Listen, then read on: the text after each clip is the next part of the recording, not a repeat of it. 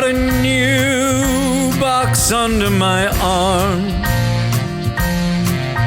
with Toon Kings and Men of Britonia. So let's set the tone, listening to the one and only.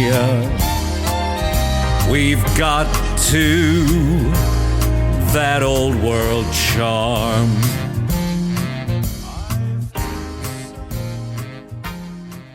Hello, these wonderful denizens of the old world, and welcome back to the old world charm, episode 20. The big 2-0. Somehow, some way, we managed to do it. Against all. They didn't say we could. They didn't say we couldn't. No one said anything. Actually, no one said anything. Nothing. My boxing coach Mickey said, "You're an animal, Adam. You're gonna do it." And I don't know, some other crap. Mr. T was there. It was great. Anyway, we are here with the full triumvirate, the charmed ones, all in attendance after many weeks of dramatic interlude between drinks, mostly because where Danny was moving. Peter was running a convention-style event, and I got super sick, like wildly sick. And if there is any reduction in my dulcet tones, that is why I'm still coughing pretty judiciously. Gentlemen, hello, Danny. How you doing, Mr. Sweetmeats? I'm doing great, Adam. Yeah, it was a lot of traveling. I think I did a road trip with my dad. We traveled like 2,600 miles. Nice. From Idaho to Alaska, and then someday all the rest of my things will get to Alaska, but probably not until July. So, I think, and we have to know, like, it's not just Danny anymore. It's Assistant District Attorney Danny Sweetmeat McDevitt. That's what's on the plaque. That's what's on his plaque. Yep, that's what that's the honorific. When he's introduced by a judge, or I don't know how they do it in Alaska, maybe some farmer. That's it. Both things. They have to read the full thing out. Well, farmer's court is its own, like, I'm just kidding. There's like barely in Alaska. Love it. There are no farms here. And yes, of course, you've already heard the fact that Peter the Falcon is here. Feel free to have the customary. Oh, my babies. Oh, God, not that one. I'm so glad you guys are here. Thank you for listening. Thank you, Danny, for joining us. Thank you, Adam, for not dying. Yay. It's been great. I have already decided that my tyrant for my ogre tribe, who's going to be built out of the top half of Shator the Executioner, and it's going to look absolutely savage, is going to be nicknamed Sweetmeats. Oh, dude. Yeah. And your butcher should be Baby. Baby butcher? Like Baby butcher. Driver, Baby Butcher. Yeah, like he's just going to hurl maple bacon at his opponents. Oh, man. In honor of Sweetmeats. Amazing. We don't have a set agenda for this one. Next week, we're going to be reviewing unless there is an unbeknownst to us, Arcane Journal dropping for Dwarves, which I don't think is coming next week, unfortunately. No, I think AOS 4 is going to take all of that away for a couple of weeks. Yeah. Even though we've already been waiting, like what? Has it been 2 months since the last Arcane Journal? Yeah, since Orc and Goblin 1?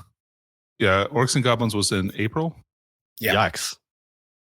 2 months.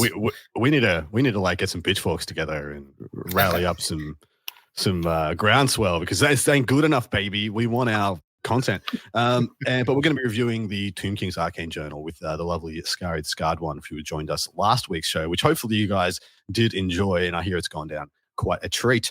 But we have a couple of things we can talk about. We can talk about the state of the game and how things are going. Danny has had a game in an exhibition league, on the Square-based league. I'm actually signed up to be the ringer for that as well, so I'll have an exhibition game there coming up also to talk about soon. And yeah, I'm going to run my four heavy chariot list, I think. Oh, nice. I'll run the double scrappy, double iron blaster, BS, and just rock around and not do much until people get close, and then yeet 4 heavy chariots at them. But Danny, what did you play? Tell us about this game.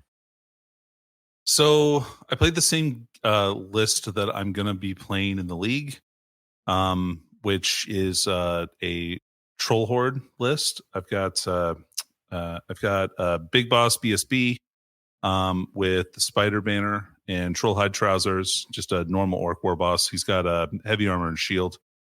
That gives him the kind of the play on him. He's got a 3-up armor save, 5-up regen save, which he gets to reroll. So he's relatively tough for his points, and the Spider Banner is really great, unit enhancer. Mhm. Got a level 4 shaman doing troll magic. I'm just rolling for it because fun. Yep. And he's got the Idol of Gork for the extra 3 inches of casting and a Talisman of Protection, since he can't take Trollhide Trousers, sadly. And a No one is sad. Troll Hag that's level 2 with the Effigy of Mork, so -1 to hit in combat, which stacks. So she's -2 to hit in combat, which is really annoying. And then 2 Wolf Rider mobs, 2 units of 19 orcs. One of them is Frenzy Warpaint, Biggins, with the big red raggedy flag. And then the other one is just shields, light armor, and thrusting spears with full command. So like it's just a bunker for my wizard. It only costs 150 points and it's got full rank bonus. So that's good. 3 units of 4 stone trolls and 3 single wolf chariots. Interesting. Nice. Only going with the 12 stone trolls. Yeah. Light on. So what are the benefits of, are you just troll horde to take the hag because the hag is amazing, or like what is your actual impetus for using the arcane journal instead of just the army book? Yeah, good question. I'm using it for the reroll to regen saves, and the rule that trolls have, the Oi Disway rule, where you can use a shaman's leadership characteristic if they're in your command range, is pretty useful, as I'll talk about in my game. But ultimately, I also I don't have to pay for the magic item that gives me access to troll magic. Yeah. So I have a level 4 and a level 2 with troll magic. And I don't have to pay so much in core, even though I have a decent amount of core. It's still nowhere close to like 20. Well, it might be 25%. It's probably close to that, I guess. Anyway, but the trolls are fun, and I like the rerolls to the stupidity, and they actually hit pretty decently for their points. So yeah, it's a fun list to play, and I've really been enjoying it. Sick. I mean, it sounds like just a nice, well-rounded list. Mind you, it's a bit more on the MSU side, apart from the Biggins. Yeah, how many were in the Biggins squad? 19. Yeah. So one medium-sized unit. I mean, it looks very. I mean, people are saying this more and more about Old World. It's looking more and more 6th edition-esque, as in the armies optically look much more 6th edition-esque than they do for 7th or 8th. Where we have like, here's your 2 medium-sized bricks, and then stuff, albeit chaff or cav or like small cav units of just 5 or 6 with a character, and that seems to be where things are going, which has left some armies kind of in the dust. Notably, it makes things pretty awkward for stuff like Skaven, who don't really have the option to not just take I need to take bricks of stuff to fill out my 25% core. Right. Is that fitting with what you're seeing as well, Peter? Yeah, I mean, I think there's a lot of MSU cav lists out there and skirmishers with just like monsters hanging out as well.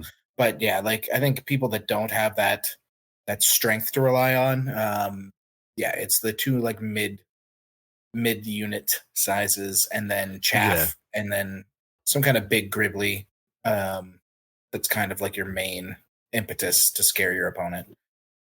Well, the big gribbly is now what we would have called the Death Star, right? Like the big gribbly is in lieu of here's my 500-point unit of 2 or 3 characters plus good heavy infantry, or cavalry. But mind you, there's like, so I mean that's a big downside for things like Empire, things like Skaven, and somehow Undead it's their biggest boon that they don't. We have effective blocks, and we love it. Because you played against Vampire Counts, didn't you, Danny? I did. Did you get ruffle stomped? Did they give you the ruffle stompage? Well, let me tell you, Adam. No, he lost. It's okay. We can move on. Go on. Go on. So I played against a Scream list. Which was double Terrorgeist, double Mortis, double level 4 Mortis, I should point out as well, and a Tomb Banshee. So no BSB. And then I think 120 zombies. Okay. And that's basically the list. It's There's so like some chaff. There's like a funny. unit of Spirit Hosts in there too, I think, and a couple units of 10 ghouls. Like 80% of that was the 8th edition list, but it's just Mortis engines instead of Terrorgeists. It's very, very similar to what we were playing, in the days of yore. No, there's no Black Knight bus anymore, but there's no need for one. Right. I've seen some people running the Black Knight bus anyway and sacrificing a little bit of the power. But it is like it's a weaker list to do it. So is that just people just like toning their stuff down because they know it can be a bit oppressive? You reckon? I think it's some of that, and maybe it's also like they still have their 8th edition list, and so why not? True. We should talk about that actually. That could be an interesting topic. Whose collections made the transition from 8th to the old world? Who actually transitioned without much fuss? Because friggin' Undead seems to be top of the shelves. Mind you, Tomb Kings can't say the same because well, actually, maybe they can. Tomb King's big lists right now, like I'm seeing Double Dragon has started to come up as a big thing. Oh, interesting. So, and it's not just like double prints, it's double Hierophant Dragons. Yeah, double Caster Dragons. Double level 4s. And that's been getting some traction. I don't know how it'll play into everything because I've never found the level 4 dragon to be particularly oppressive, but I guess with 2, like it adds a lot there. Like double dragon, double casket. That's a list that is getting some results. That seems neat. Yeah. That seems neat. It does. That seems really cool. It's like, well, this Hierophant thing is at times a weakness because he usually has to hang out behind next to the caskets. And so then I have essentially everything is strapped to the caskets. And if you ever make it around the back, like the army's kind of just ripe for destruction. But instead, if you're just like, well, here's that downside, but now it's on a dragon. Well, it's not a downside anymore. Yeah. It's not a weak point. So how'd the game go, Danny? So I ended up getting first turn. And the way he had deployed, I pushed all my stuff up so that there was no way for him basically to scream at me on the first turn. But I moved up as fast as I could with all my trolls, and I got off the spell that gives them +2 movement. Nice. So they were real quick. Although I did miss out, I didn't get the regen and stupidity on to cast on my unit of my biggin unit, which is big sad. But that's the way it goes sometimes with that stuff, and I don't think I really needed it for this game. But like anyway, so I moved up there, and he had Mortis engines behind the wall of zombies, and then like Terrorgeist kind of on the flanks there. So I think the only scream he got was the Banshee, and I just passed the leadership roll. Okay. And on his turn, he cast the what's it called? The no inspiring presence spell from death. Vortex. Which I was like, well, okay, well, GG. My trolls are leadership 6. This is going to hurt really bad. But it turns out I just did all my charges that turn. I did a bunch of damage. One unit of zombies got hit by 2 troll units, and they almost wiped it. Yep. They have a lot of attacks. They've got like effectively 4 attacks each, and they're wounding on 2s and all that. Anyway, so on his turn 2, he screamed at my army with like a bunch of leadership debuffs. But the cool thing about the troll rule is that even though I'm not allowed to take inspiring presence because the vortex is close to me, I still get to use Oi Disway instead. So I got to give my trolls all leadership 10, and I passed all of my leadership checks, and so I took no damage from screams on turn 2. Oh, that must be nice. Oh wow, that must be nice. So at that point, my opponent was like, "Oh, okay, well." I guess it's going to be like that, huh? And I'm like, yeah, well, sorry about that. And basically, like, I got good combats and was kind of able to eventually just grind his army out. And I killed everything and lost like maybe 200 points worth of chaff. Oh, wow. So that's it was it was a good game for me. Even like the squad of 20 orcs charging a Terrorgeist in the flank, like crumbled it almost. Like I didn't do any wounds, but Terrorgeists are not good in combat. And like just there. Anything that has like 6 wounds like that and can crumble is like really vulnerable to static combat resolution. Yeah, we kind of talked about this before in previous episodes. We were talking about like the good vampire count lists, and like the Scream list is devastating, but I just feel like you're better off taking the Blood Knights because they don't lose combats, right? Then all-inning the Screams, you mean? Like I feel like every time I see the list with Double Terrorgeist and Banshees and stuff, because it is very popular and it has won a few small events. Like it seemed like, yes, it's abusing some systems that give it really good matchups into a bunch of stuff, but then like Blood Knights are a problem that like most armies don't have an answer to.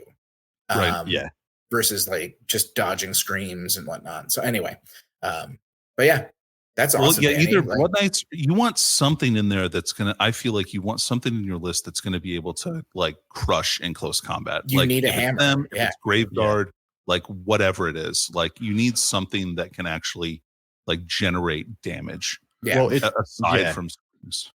It's interesting that this list concept though, and I have already said that it's very similar to the 8th edition incarnation, but it's actually even more correlative to the 8th edition Skaven lists, which were just massive buses of slaves, and then they would drive up either against ogres. It's the worst thing imaginable because they were just, here's Cracked Call, 6 dice. That didn't go off irresistibly well. Here's 6 dice, dreaded 13th. Yeah. If you shut down the Cracked Call, and then they just ram 120 Skaven slaves into the front of your bus and drive up 2 Doom Wheels.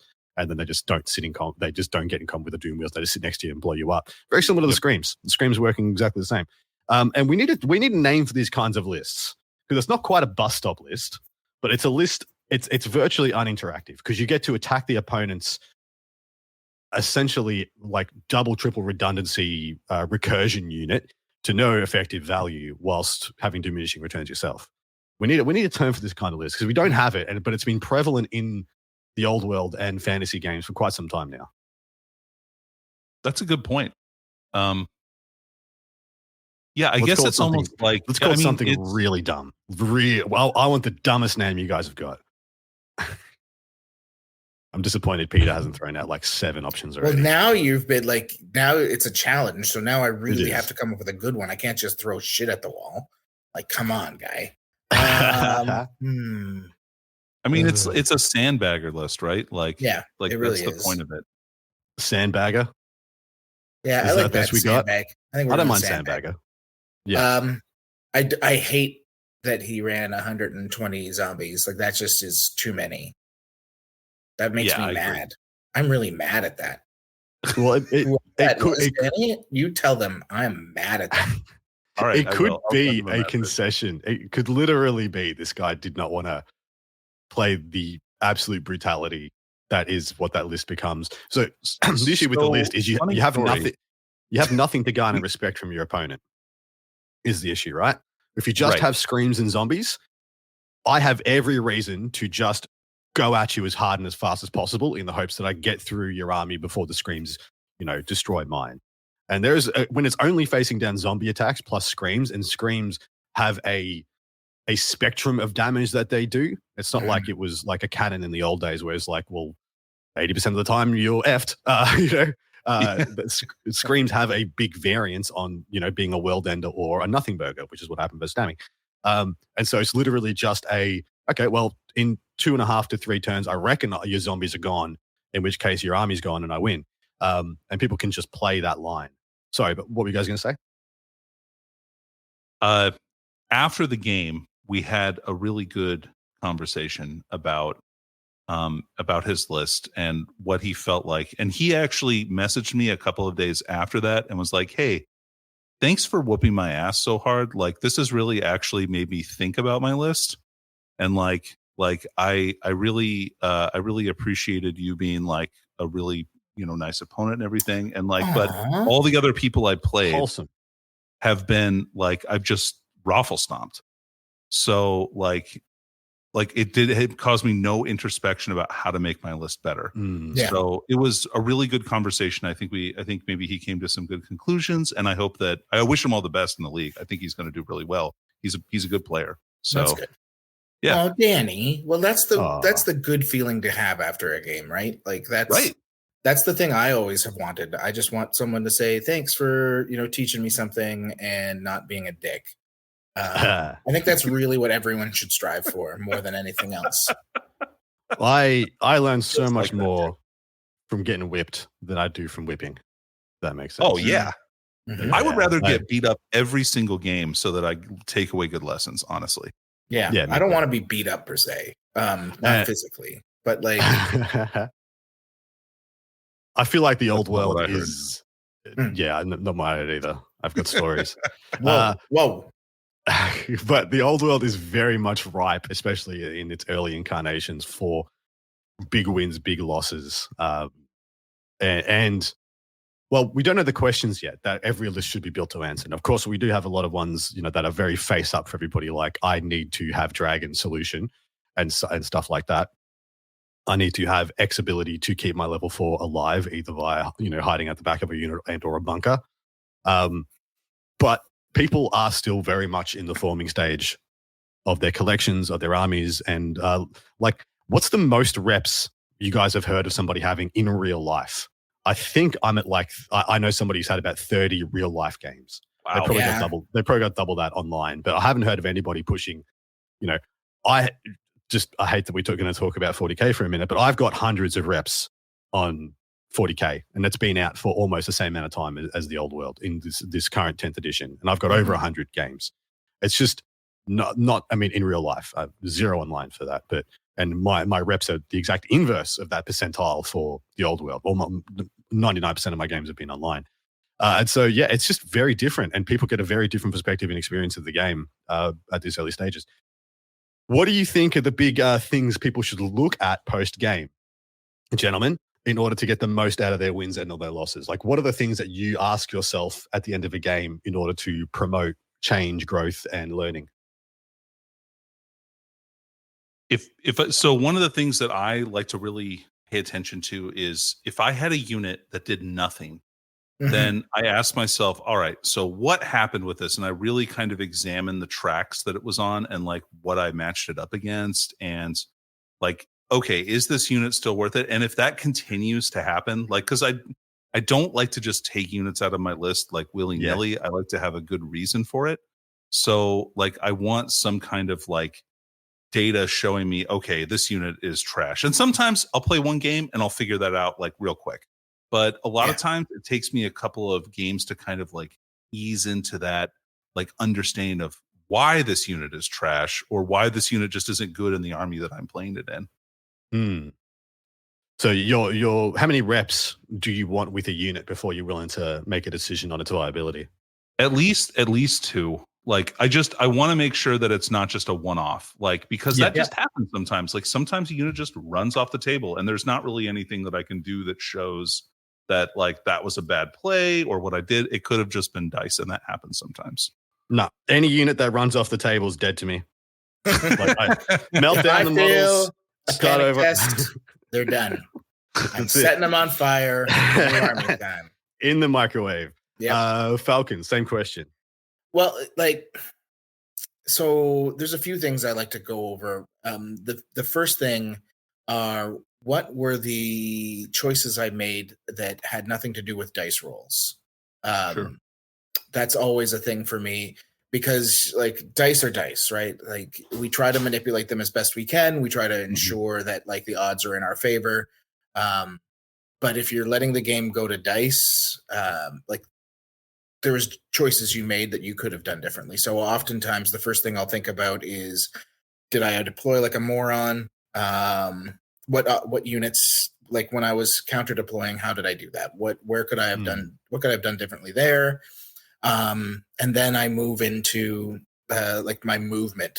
Like how can I better maneuver around the battlefield, especially because it's a game right now where a lot of the key units have open order and they're skirmishers. And so you have a lot more freedom of movement than we maybe had previously in other editions. And so it's something that I focus on is like, how could I have maneuvered better around the battlefield?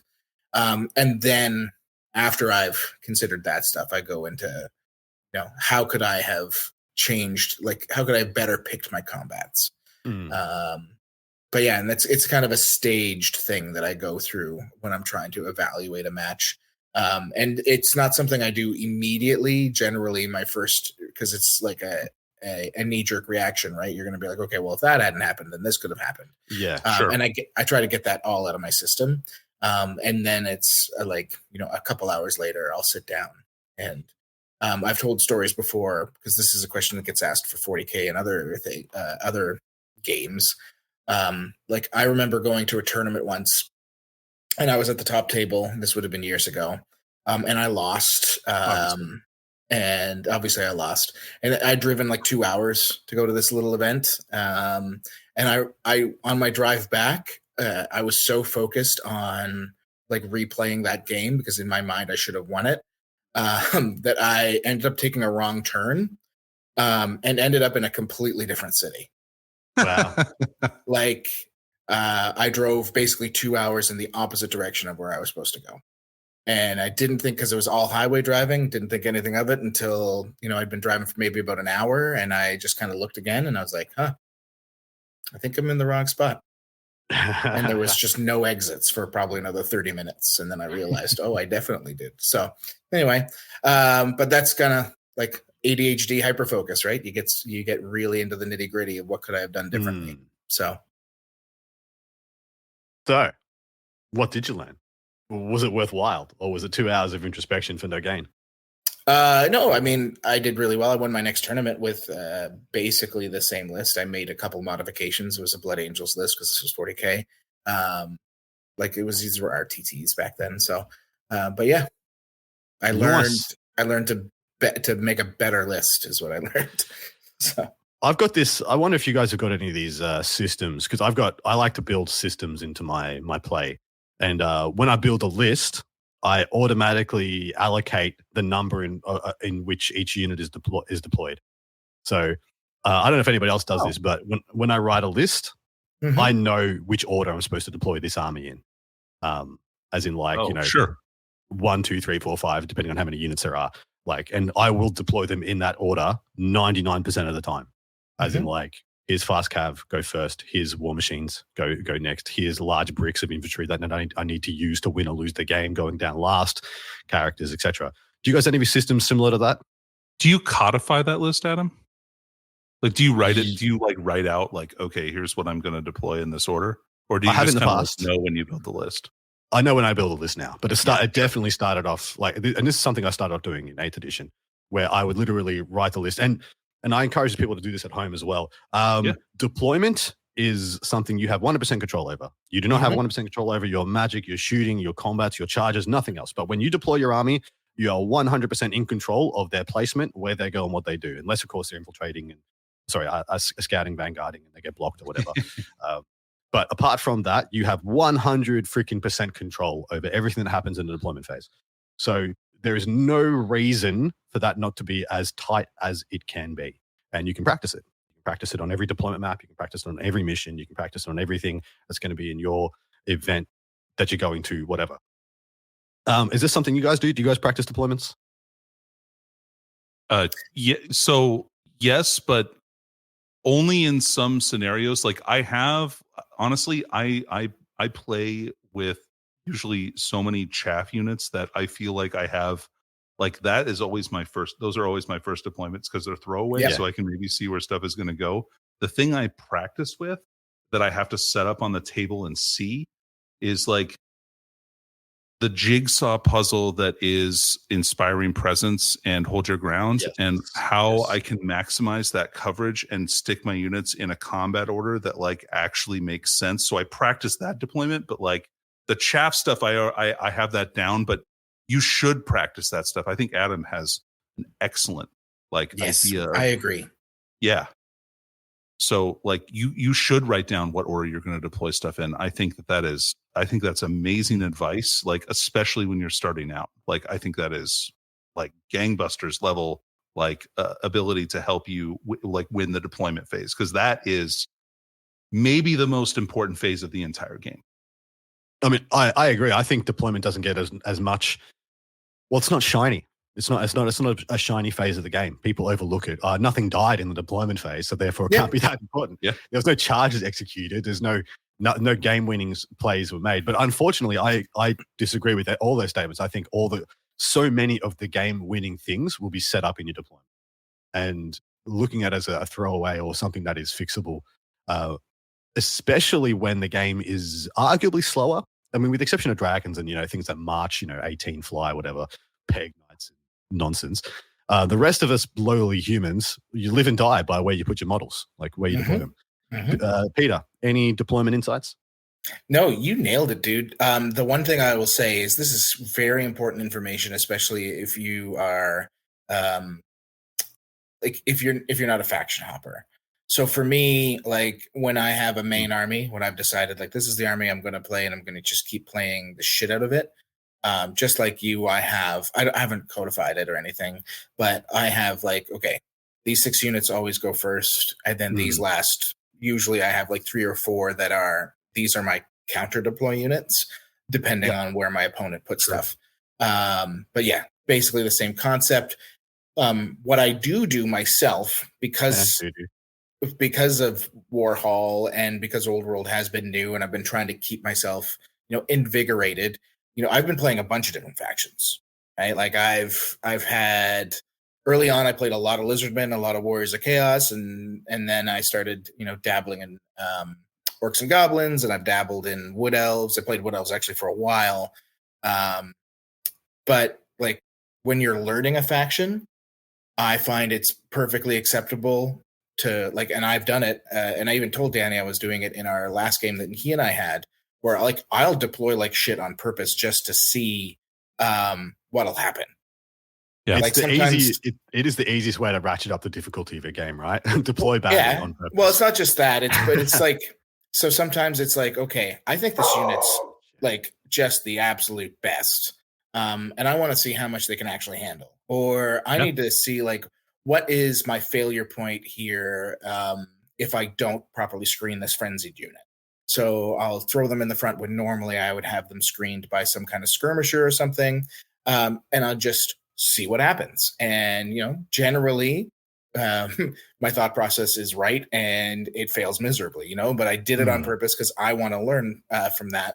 And it's stuff that I know I can come back from. Like I can make a good game out of it if I do this anyway. So there's learning experiences there too. And then once you have a full grasp of, this is exactly how much X unit can handle, then you go back and say, okay, here's my deployment strategy now. And this is what it's basically going to be in almost every scenario, bar, the extremes. Well said. I do love the level that Danny went to it with it being like the biggest thing you can practice is making sure important units are all in, generals and BSB leadership bubbles. And the other one is magic, like making sure you have the right magic ranges. I've seen and I've watched plenty of people in early stages of the old world just having like 3 turns before their magic user gets into range to do any damn thing. And if you've paid 200, 250 plus points for that level 4 and it doesn't do anything with the first 3 turns, yikes, you could have taken anything else and it would have generated more value. Sure. And so those things are also extremely important, especially if you have a caster that is just, strapped to a move 5. That's going to be hanging out behind a bunker, because that means no matter what, if they need to hang out behind a unit, if that's how your army's built, it's Empire or whatever like that, where you don't really have a great option to chuck them on a mount or something that's going to fly, and you're chucking them behind a unit. Well, what's the depth of the unit? How many inches back from the front line can that possibly be? Because they're hanging out behind it usually, and you're 24 inches apart on this said deployment, whatever it is. That means they're 30 plus inches away. That is the vast majority of your spell in your spell lore is not going to be within range of a 5-inch move. And so you just need to know that stuff, especially when casters cost so many freaking points for the vast majority of factions. Can I add one thing to this deployment discussion that I'd like to say too? All right. So another thing that's really helpful to practice is deploying against different types of armies. So like if you're deploying against an army that you know is going to be hyper aggressive, knowing how to like layer your deployments so that you can get off good counter charges is really important skill. So like don't just like default always to the same deployment. Like really if you understand what your opponent's army does, you're going to have a much better time deploying your army to counter deploy against that. And you can win the game because of that, like a lot, I feel like. Yeah. And you should always, so that can be broken down into like 3. You should have an offensive deployment, style. You should have a defensive and you should have a misc. Like, I don't really know what this matchup is. So I'm going to deploy in a generally good, solid fundamental fashion. And then I am playing against, mother effing min-maxed peg knights. I need to have a defensive deployment. I'm playing against dwarves and I need to go get them immediately and start playing the game. And so you want to have at least those 3 variants. And that'll change the codified order of what gets deployed first. Oh, but, I mean, almost always is fast cav first. Like almost always it's chaff goes down first. Yeah. Like that's just a rule of thumb. Yeah. I always have like units of eagles or like single chariots or that kind of stuff. And so I just like to put one on one flank, one on the other flank. Yeah. And if I have a third one, I just put it in the middle. And that is confusing to a lot of people because they're like, well, I don't even know where your whole army is going to go. And I'm like, yeah, pretty much that's the idea. Yeah. So beautiful. Let's transition over to that other little talking point tangent that we mentioned before. Which faction made the transition from 8 to the old world best? As in people's standing armies or competitive armies or good lists of 8th edition made it to the old world the least scathed. I think Wood Elves did really well. Yeah, I think. Other than the did Wood Elves have a list? Well, yeah. I mean, 18 Wild Riders is always good at them. So I think they are so much better this edition than the last edition. Oh, absolutely. But they were already good before. So they were. I mean, they were just as killable. They're just as like paper mache as they always were. But my God, did they hit harder now? Just wow. Yeah. Oh man. Oh, my soul was not prepared. I honestly think it's probably, we already talked about it. It's probably vampire counts. Yeah. It probably is vampire counts, right? I mean, the only unit that you didn't see last edition that everyone wants this edition is the Blood Knights. Apart from that, everything else is exactly the same. Yeah. It's zombies, skellies, Graveguard. I mean, I don't know anybody who had like massed Mortis engines last, but even last edition, I saw the odd Mortis engine here and there. Yeah. It was totally good, but it was good. Because the buff to regen on like Cryptors and stuff like that was always super annoying. You know who it is? It's Warriors of Chaos. No, I don't think so. I reckon it's Warriors of Chaos. Nah, negative. Manticores, Chimeras, blocks of... so the Knights... People really aren't running Manticores because they don't get the toughness buff. They just play them as Chimeras. Yeah. But Chimeras are decent. That min knight list at the end of 8th with like Blood Crushers and Chosen Knights like that. Like Blood Crushers just don't exist anymore. It's a good question. Beastmen always sucked, so it's not them. I mean, but it is the same list of suck, isn't it? Like, just as good, but just good now. But good now. So technically the same. This is a really good because I'm not even quite sure. Any of the elves is different. I mean, high elves pretty similar. I'm still seeing silver helms, but now they're broken up rather than one big bus. Yeah, reavers are everywhere. Still got both throwers here and there. Their blocks of infantry have definitely fallen off. But I mean, they don't do that. I mean, Swordmasters, yes, but they don't see big blocks, right? They're min blocks, and Dragon Garden got a lot worse. Yeah, Dragon Prince has got worse, and like they're running just dragons. I mean, I'm happy. I'm happy that like people get to play dragons. I'm actually happy that like high elf players get to play dragons because it was always one of the lamest things. Like you would tone down your high elf list by taking a dragon, like a sun dragon. Like, wow, your list is like 40% worse than it could be because you decided to take this thing that I can just cannon the shit out of. Thank you. Appreciate you. High five. You're one of the good ones. I mean, like we Dark Elves like worse in every way. So like that, I don't even know. Like, well, that list is totally gone, right? I mean, they had MSU like crazy. Yeah. Or the Dark Riders. You had the Cauldron and the Witch Elves. Who's basically the same except the Slan just got nerfed into oblivion.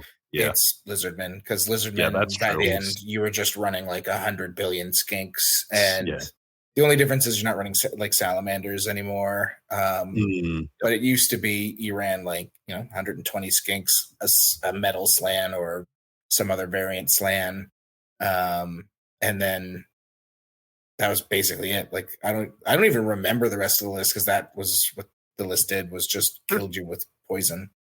It was usually like 2 units of pterodons, I feel like. You'd have drop rocks. Yeah, they're fine. Tomb Guard, Brick, if not Death Star, depending on how deep you wanted to go, and then cold one characters, just like cold MSU cold one characters. Yes, I do miss the Cowboys. The one up rollable a lot. Freaking Scarvets can eat all my butthole. No, listen, like I don't know what you're so mad about. They were like 100 points for a 1+3 rollable armor save, dude. That was strength 7. That's what I'm mad about. Yes, you just nailed it. I don't see it. Wow, you nailed it. I don't see it. I do miss them a lot.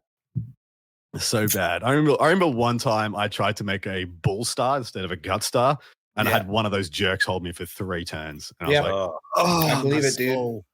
My soul is bad. I played a game against the bullshit Banner of the World Dragon End Times High Elf list. And it was beautiful. I had my 2 cowboys hit his World Dragon unit and held them for the entire game because they didn't have magical attacks. So they just kept killing enough dudes, and they could not wound through the 1+ rerollable or the ward saves. And it's beautiful. I feel a little sad that Bretonnians don't look like I want them to look, because the 8th edition Bretonnian lists, whilst they were, in my meta, they were usually playing with, they weren't playing 1850 or 2000 or 2000. They were playing 2500 because we were playing usually with comp. But they were like, 4 big buses of knights, and then some chaff and a couple units, 1 or 2 units of peg knights and that trebuchets. They looked very Bretonnian to me. And I'm finding Bretonnian lists are looking less and less like I envisioned them to look. Well, it's because you need that minimum 10 Pegasus Knights. Yeah, they're bullshit. How do you fix peg knights? Like, what do we do to fix pegs? Because they are one of the biggest. I would get rid of skirmisher on them. Unfunner makers. Yeah, the 360 is kind of dumb, right? I would make it so they can't be skirmishers to start, and then they don't need to be strength 4. Yeah, the riders don't need to be strength 4. Yeah, they should be strength 3. Well, you could make them that any unit above X size loses skirmisher, and that would balance them really nice. If you want to take them in squads, there's no problems. You want to go even if you go above 6, even if that 6th is a character, like it's 5+ character, bang, you lose skirmish. That would be. I think it's 3. 3 is your max. You can have 3 guys. Any more? Because dude, I would also like to limit the amount of the how many models you can take in that unit, because it can get really stupid. It's so dumb. It's so open-ended. And it also looks dumb, especially if you try to play it by the rules for the lance and you have characters in the unit, because it looks like a fucking some kind of weird funnel situation with a leg on the end. And anyway, it looks like the lance has diverticulitis and little pockets that have gone on the side of it. Yeah, that's pretty good. Do we need a fix for screams? Are screams over the top? Are screams too much? Get rid of legacy factions. No. Boo this man. Boo him. Boo. I mean, it solves that problem. It does. No.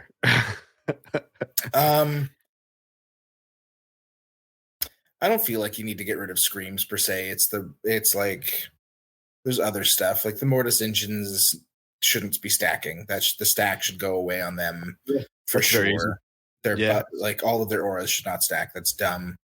And maybe make the leadership penalty -1 instead of -2. Yeah, and I think the other thing with screams is you shouldn't be able to scream into combat or out of combat. That would automatically do. Yeah, if Mortis engines didn't stack and you couldn't scream into combat, that's fine. Done. Problem solved. Yeah. I'd be okay if they could scream into their own combat. Yes. It's the fact that they can scream into other people's combats. Yeah, I agree.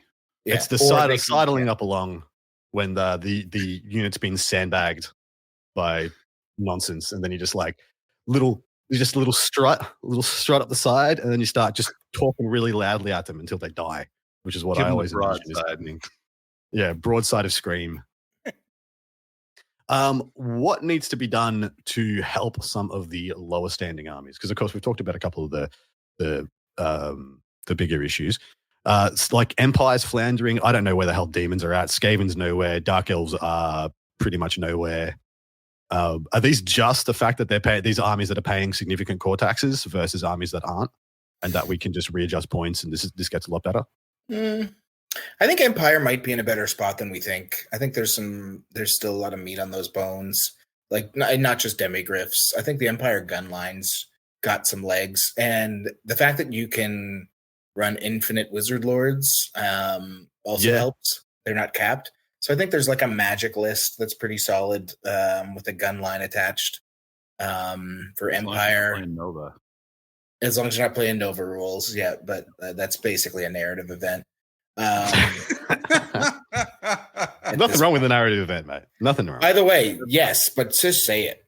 Like I want to run. I want to be in a narrative event. I love them, but just like announce it. This is our narrative event, and don't try to do other stuff. Which I think they've kind of hinted that it's basically a narrative event anyway. Maybe I'm wrong, but cool. But yeah, like I think Empire's fine. Demons, they struggle with the fact that you can shut off their saves pretty easily if they play into like Warriors of Chaos. They're just toughness 3 bodies for the most part. Correct. They need to remove if they just removed that clause. Yeah. Like and then like. Yeah. Or maybe like make it so that you get it only in your General's Inspiring Presence range. Oh yeah. Yep. Like as an anchor to reality. That would be cool. Because like I feel like demons have some good stuff. Like plague drones are really good. Most of the Slaanesh units are actually quite solid. And Tzeentch is fun. Tzeentch is super fun. Yeah. And then Skaven, I don't know what to do with Skaven. People keep telling me that like they figured out Skaven and it's amazing. I just feel like they're wrong. So, like I don't get it. Like they're like, oh, you just play rattling guns, and I'm like, you can't fit that many. I've been trying. You have to pay like a big tax to run one. Like I just yeah. I don't know. Maybe Skaven is a hard one because a lot of the stuff that's really good in the meta right now, they just don't have, right? They don't have monstrous cavalry. They don't have cavalry in general. They have good skirmishing units. They don't have a dragon equivalent. Their monster's pretty bad. It is. Yeah. Very squishy by comparison. Do you think that if they did Skaven, like they got rid of some of the character restrictions, I think that opens up a lot for that book. Yeah. Like, yeah, I could see it. Like if you didn't have to choose between like only 2 or maybe make the units not locked to your character restrictions as much, like that would be cool. But they have a lot of cool minus toughness stuff in their army. Yeah. So I'm of the opinion that Skaven has decent rules on real bad units. And one of those things needs to change. Like if they really upped the value of the units, some of the rules that they've got are very, very powerful. But then they'd risk being imbalanced in the other way, I think. Yeah, that's true. But anyway, on that note, gents, we are going to sign out of this part 1 and go over and record a juicy part 2 for your loving goodness. Hopefully you'll join us over there at That Old World Charm over in Patreon. And we're going to be reviewing a fan-submitted Vampire Coast army book, in addition to discussing many and any of the patron questions laid upon us in our beautiful Discord. If you want to get all that goodness, like I said, head over to Patreon. Gentlemen, anything you'd like to say before we check out? Great job, guys. Love you, my babies. You've been listening to That Old World Charm with those charming chaps, Adam, Danny, and Peter the Falcon. Thanks ever so much. Cheerio.